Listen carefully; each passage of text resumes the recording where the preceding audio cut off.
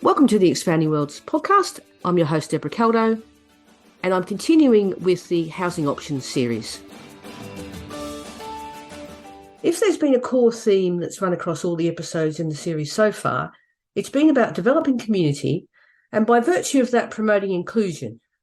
And these ideas are certainly at the forefront of what this episode's guests, Paula Manion and Donna Budway from Our Stomping Ground, talk about. But there was also another idea in here that I realised that as a parent I needed to rethink, and that's about readiness. Our Stomping Ground follows a housing first model, which is about moving someone in rather than waiting until they've mastered every skill they might need to live independently. They call this dignity of risk. So listen out for that part in our conversation. But enough from me, let's hear more about Our Stomping Ground from Paula and Donna. Can I just get you guys to introduce yourself first of all and the journey that you've been on and what Our Stomping Ground is all about?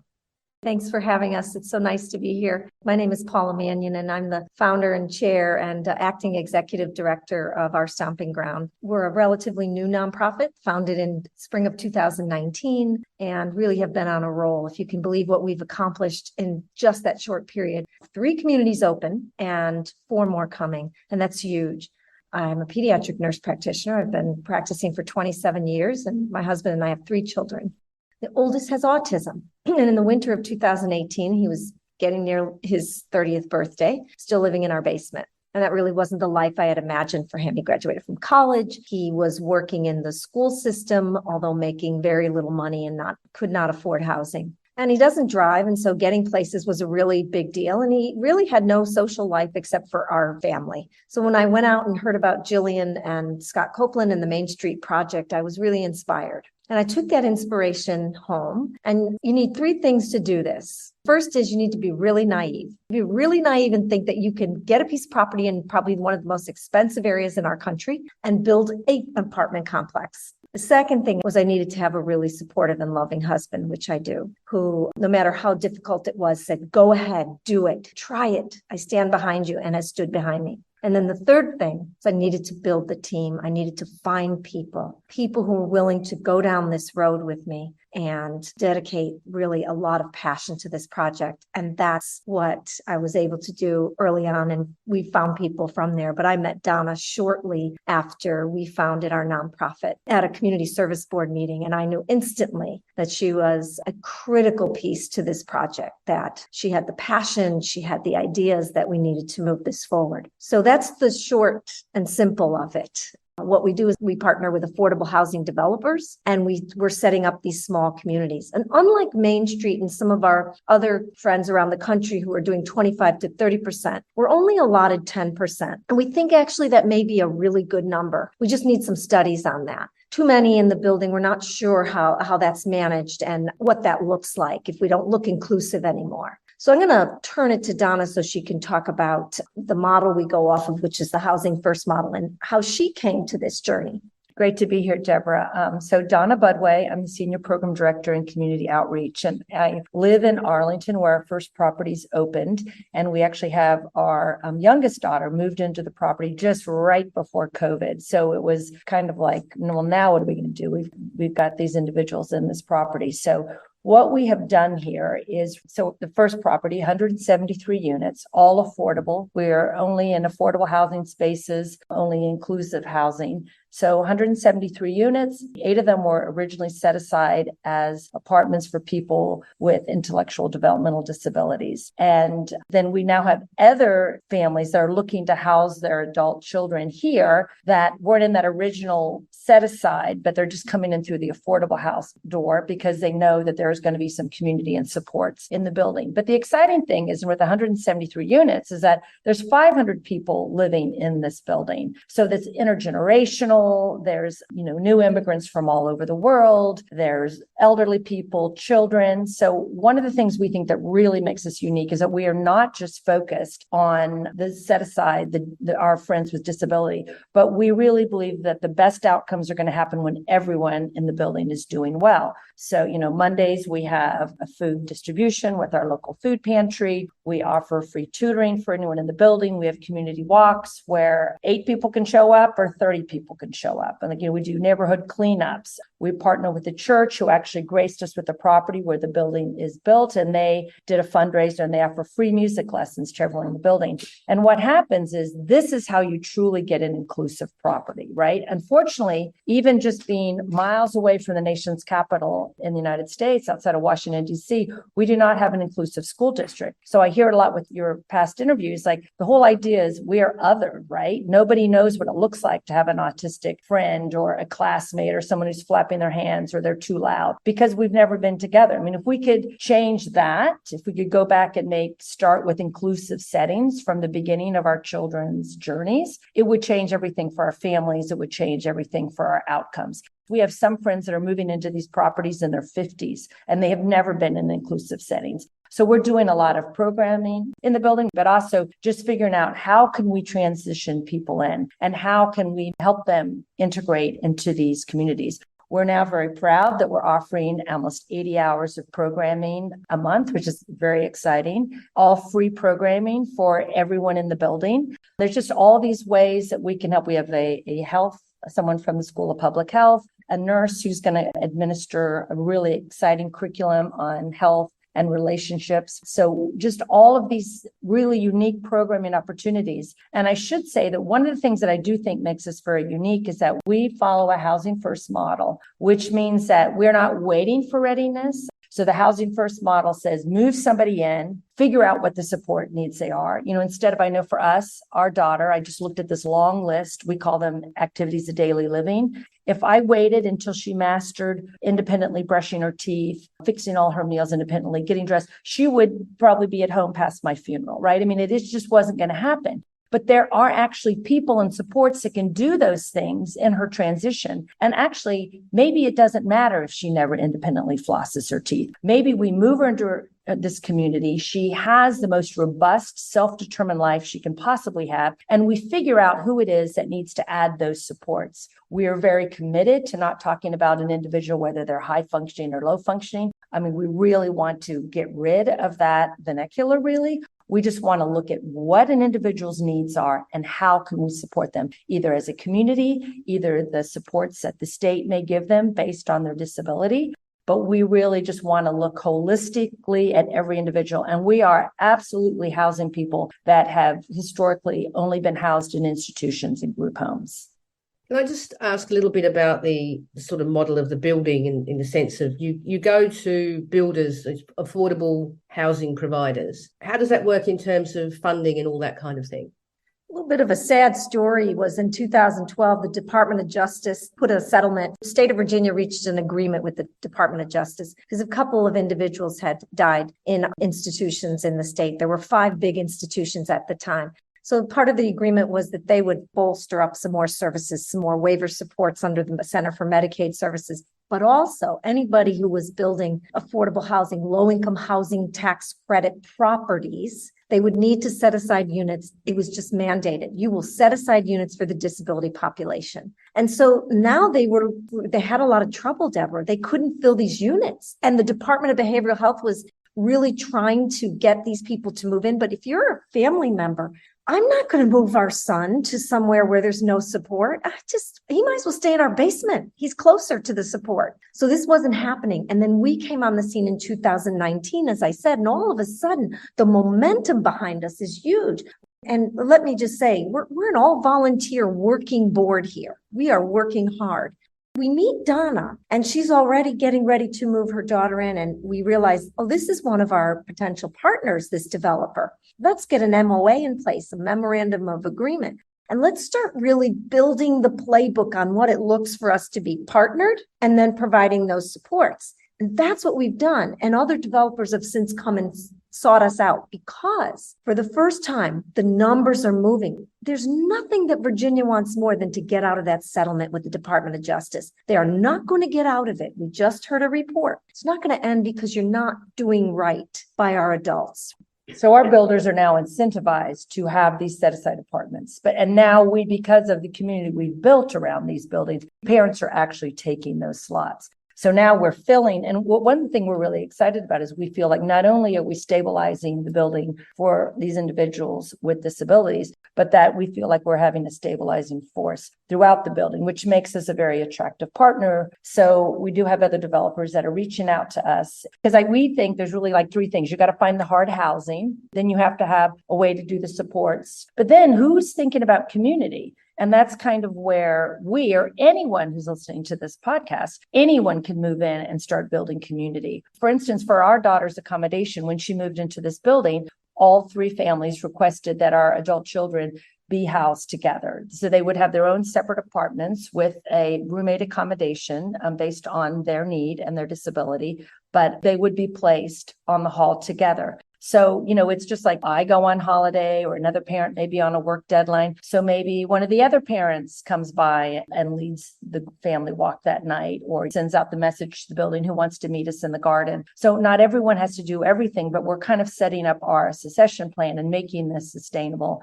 affordable, and inclusive. And honestly, for us, the biggest fear I've had my entire life, my husband, we share, is that what is going to happen to our daughter after we're gone? And actually, the fact that we know that she has now transitioned here, that she can, with smart home technology, there's just so much more we can do. Individuals we never thought that could live a more robust, more outside of the family home life. I mean, she has been able to spend the night alone in the building. I mean, that is something we never thought would happen. And even if this isn't the long-term solution, as far as this being a growth opportunity for anyone that moves into one of these properties, like they now have friends, they are accepted by their larger community. A lot of our friends are no longer doing full day support programs because they don't need them and they don't need an aide. Nobody really wants an aide sitting on their couch all day looking at them.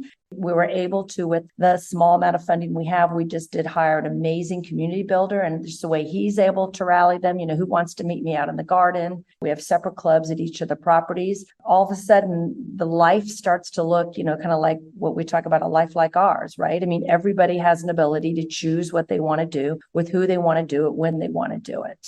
Can I just explore a little bit about what you said about your daughter's not being able to do certain things and you're just going to do it anyway because otherwise you just wait forever because, as you said, she may never do certain things. Do you think there's a little bit of an element there, and I think you've already kind of touched on it, that once they do get that independence, actually a lot of those skills just come because they have to do them? Absolutely. And I think another thing we've really tried to embrace as an organization, and myself as a parent, is this concept of dignity of risk. Can you imagine if you'd wanted to go off to university and your parents said, whoa, no way, you can't go to university. You might start drinking alcohol. You might have a boyfriend. You might not go to class. And so you can't go. It's funny, right? But for us with, children that have sometimes significant need, we're like, well, you can't do this because all these things bad could happen to you. And so then you don't get to have a life. Like, could you imagine if our parents stopped us every time there was something that was going to be maybe unsafe or maybe challenging or fun?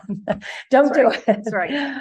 But so we really have tried to embrace that. So there are times like we don't have to tether them to us. And we are identifying those things that Emma is going to be able to do, maybe things that Emma may be able to do later, and a lot of things that just don't matter. Like, so what if she needs support to come in and floss her teeth? Is that really that big of a deal? I mean, one thing we're really excited about is, a lot of time when people need support for things, it's hard to find someone for this low wage to come in and do this task. So you can't move out because there's no way you can get that done. But now we're living in this building with 500 people, and there's individuals here that don't have maybe transportation. They could use the extra income. They're not bothered by the lower wage, but they would be very interested in coming down and helping Emma get her breakfast on the table. So we're helping those families be a little more secure in their financial situation. We're just solving a lot of problems. We're making community. A lot of people are lonely. I mean, we know that. We know that pre-COVID, and it's only become worse. So we're finding that as we reach out and help each other, whether you're compensated or not for the things you do for your neighbor, we start to build community and we start identifying other people's needs. I'm a young mother in the building who was helping us. Now she's pregnant and she's having a baby and we're going to help her. Like, there's just all this wonderful symbiosis where we are just becoming a broader community. But, there will maybe be things that Emma can't do. There's things I am never going to be able to do. I know that, right? I mean, I'm never going to be able to figure out chemistry. Does it really matter, right? Who cares? I'll go on and do what I can do. And that's kind of the juggle we do. And people do it all the time. But we just seems that we get ourselves so hamstrung by the fact that someone with this very significant disability or diagnosis, that's where you need to stop. So we're just kind of letting it happen, right? I mean, that first night that, we came back our daughter comes home on the weekends to spend time with the family. And we came back on a Sunday night and the roommate had traveled and said, well, I'm stuck at the airport. I'm not going to be back. And we said, Emma, do you want to stay here? She said, go, just go.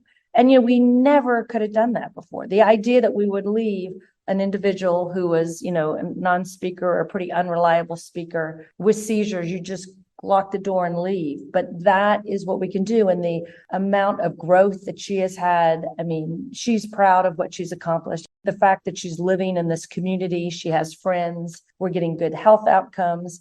Deborah, we're writing a playbook here. It's new. We don't know. We're trying to collect research and we're trying to figure out, how many we think we need a community builder in each. We really want that. We deserve that to figure out how we fund a community builder in every single one of our apartment buildings, and that we pay our staff really well because they're so important to us. And what this looks like as we go down the road, what people really need. We talk about this we do road shows every other month, and anybody's welcome to get the Zoom link, sign up they're free and hear how we do this. We talk about 2 doorways to live in one of our communities. And one is of someone who has a waiver, and I don't know what it's called in the United Kingdom, but the government does pay for some supports and some rental assistance for that individual. And they come through that doorway. And then the other doorway would be like someone like our son who works, but is part of the working poor with a disability. And so they'll come through the affordable housing doorway. And so we talk about ways that we're trying to make that happen and build these incredible communities. And then what happens? Neighbor to neighbor is really important. And the guy at the Wendy's or the guy at the Chipotle across the street gets to know all of our, the whole community gets to know our adults. They understand that, so-and-so has Tourette's and yells a little loudly, but he's wonderful. We see him all the time. That's Emma. She doesn't speak, but she still wants people to come up to her and say hello. And this is not understood and not because people just have never lived in the community with people with disabilities. And we know this costs less. We know that. We understand that because there have been just a few studies, one study out of Denver, and it really did a little comparison of, what costs to be homeless in the United States, about $6,000 a month, what it costs to live in a group home, nearly $4,000 a month. And then what it costs to live here, as little as $900 in supports, it could be upwards of $3,000 depending. Those are big differences. And so we know that. And we just have to get the funding behind it from our government and from other foundations and figure out the stream to keep it going, to march it out across the United States. I think there's short-sightedness when it comes to that sort of thing across the world, because essentially if you spend the money now on anything, including housing or employment, then you're reducing the number of benefits that people need, costing you, the state, less, and also making a better community. Our adults aren't lonely, Deborah. What I love is Donna and the crew have started the WhatsApp groups, and I get all the messages. I just love seeing the WhatsApp group. I'm at the putt-putt. Where is everybody? And is it movie night tonight? They're actually communicating. Yeah. Not their parents. They are. And, that is the path forward, right? Every time your circle of support grows, those people you meet, it's their parents, it's their families, it's their friends. And then, then you do have someone to go to the movie with. I mean, if we had any advice for families, I think it's no matter where you are in the journey, if you're early diagnosis, like the next week, you need to start thinking about your community. Because I think the thing that made this really possible for a lot of us is that we did this together. We talked to other families. Like, honestly, I don't know that I could have ever had the confidence to move our daughter out of the family home if we hadn't had these other families we could have convinced to do it with us. And then we knew that support was going with us, but also just the entire journey is a much different. This is isolating, it's challenging, it's expensive, it's hard on marriages. It's just hard, right? But hard is good. I mean, we celebrate that, not to feel sorry for ourselves. This has been one of the greatest journeys and opportunities. And we're just really excited about this. And the more people that go with us on this journey, quite frankly, around the world, the better it is for all of us. Let's just change, break these paradigms, change the trajectory. Who's to say who has value? We all have value, and we just come together and match those talents. Right. And we're all scared. We're all Yeah. scared. Am I scared too about our son who works and, Ubers all over? And what am I scared of? He's moving in with a friend, and could they have a romantic relationship? I told myself, what am I worried about? Why shouldn't he have a romantic relationship? Why shouldn't he experience life in the same way everyone else does? He's 33 years old. And so there's a lot of things we're worried about. We have a lot of education. We need to work closely with our law enforcement agencies. We need to keep our adults out of trouble. We just need a lot of education in the community at large. we need to be seen, right? A lot of those problems would go away if people knew how to recognize who we are when we show up in community. We're part of disability forward thinkers, as the Kelsey calls us. We're disability forward thinkers creating disability forward housing solutions and disability forward communities. And my favorite Hopi Elders prophecy saying is, we are the ones we've been waiting for. Thanks for listening. I hope that you were as inspired by listening to Donna and Paula as I was. They certainly are part of the change our children need and deserve. And if you've found value in this episode, then please do share it with others. And remember, if you want to focus in on one of the topics the podcast is all about, purpose, daily living, relationships, or financial security, then visit expandingworlds.com and check out the focus packs where the episodes have been divided into these areas. Of course, if you have any feedback or recommendations for people that you think I need to speak to, then please get in touch, Deborah@expandingworlds.com, and you can connect with me online at Deborah Caldo.